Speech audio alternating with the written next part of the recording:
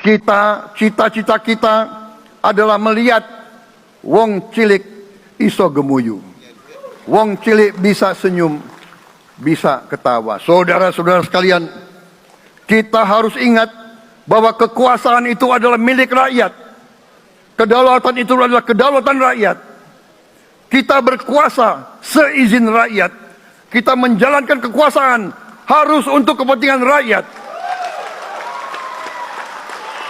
Kita harus selalu ingat, setiap pemimpin dalam setiap tingkatan harus selalu ingat, pekerjaan kita harus untuk rakyat.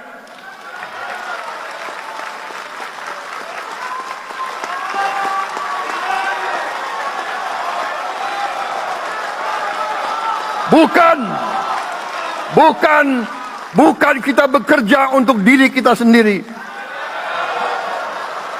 Bukan kita bekerja untuk kerabat kita.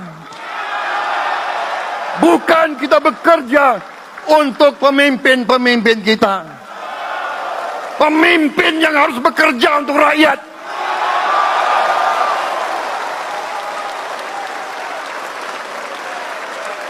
Saudara-saudara sekalian, kita harus mengerti selalu, sadar selalu bahwa bangsa yang merdeka adalah bangsa di mana rakyatnya merdeka.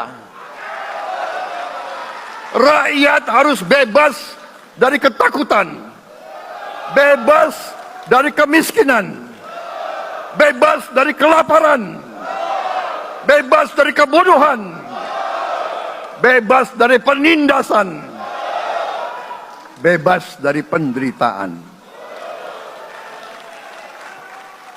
Saudara-saudara sekalian, masih ada saudara-saudara kita usianya di atas 70 tahun masih menarik becak.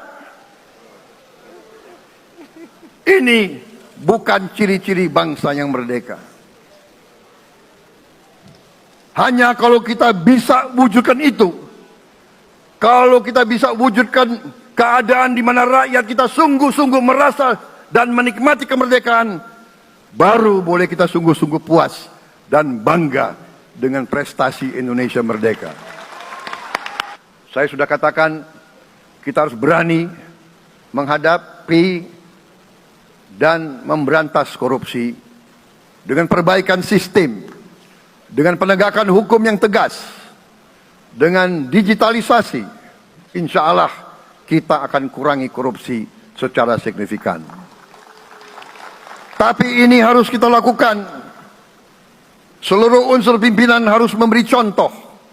Ing ngarso sing tulodo.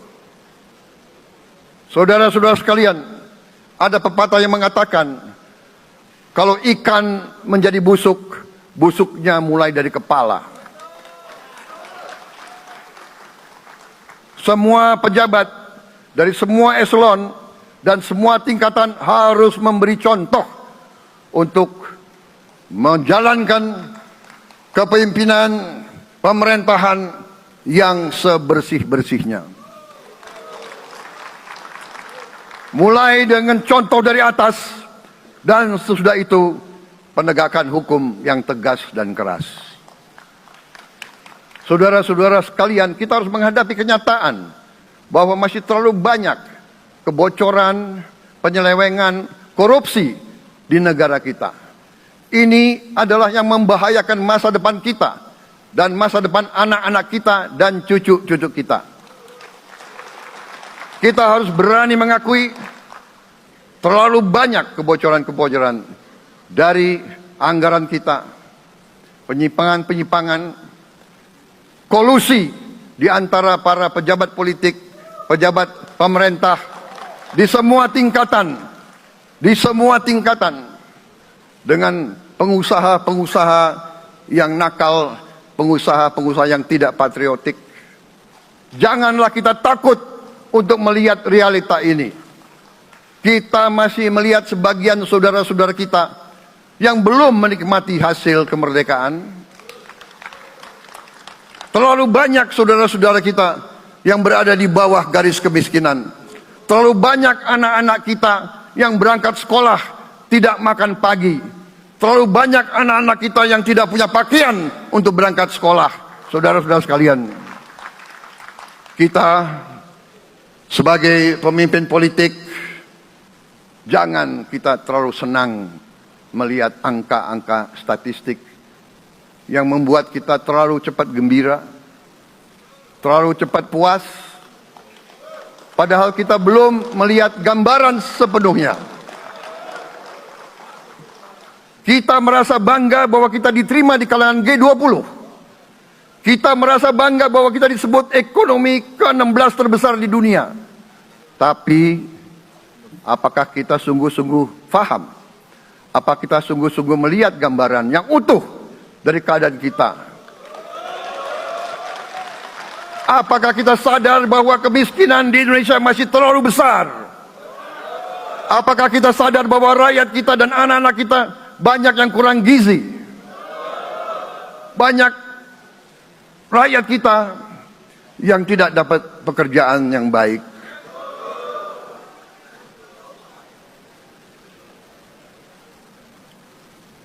Banyak sekolah-sekolah kita yang tidak terurus. Saudara-saudara sekalian, kita harus berani melihat ini semua. Marilah kita berani melihat kenyataan.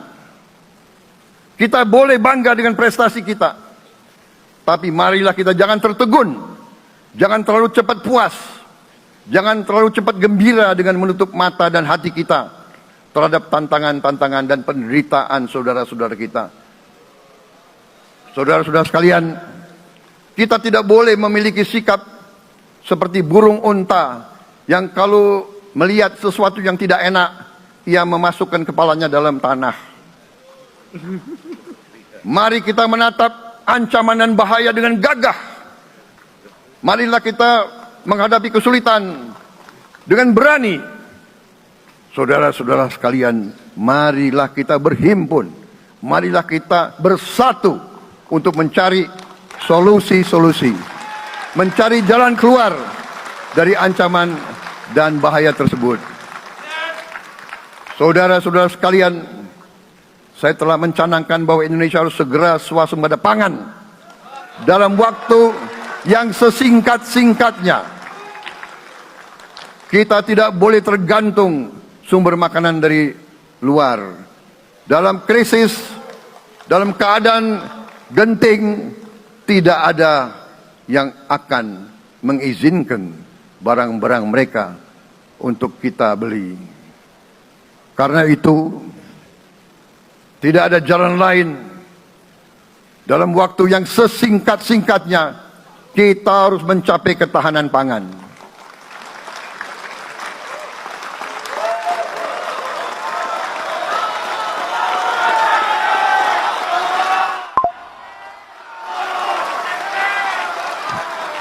Kita harus mampu memproduksi dan memenuhi kebutuhan pangan seluruh rakyat Indonesia.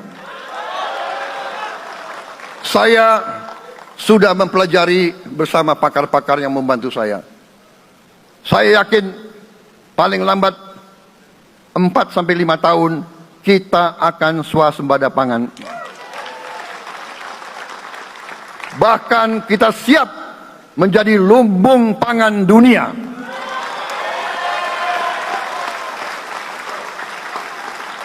Dan menjaga semua kekayaan kita. Jangan mau kekayaan kita diambil murah oleh pihak-pihak lain.